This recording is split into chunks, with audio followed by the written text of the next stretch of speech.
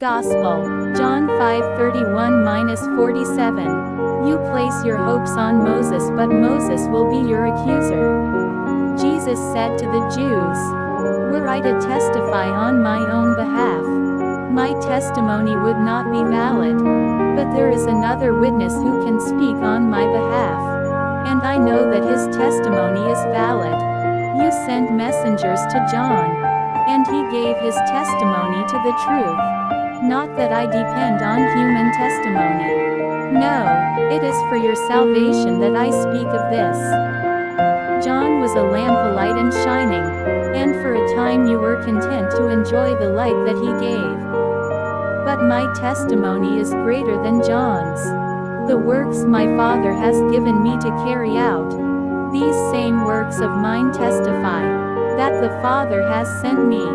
Besides, the Father who sent me bears witness to me himself. You have never heard his voice. You have never seen his shape. And his word finds no home in you, because you do not believe in the one he has sent. You study the scriptures, believing that in them you have eternal life. Now these same scriptures testify to me, and yet you refuse to come to me for life. As for human approval, this means nothing to me. Besides, I know you too well. You have no love of God in you.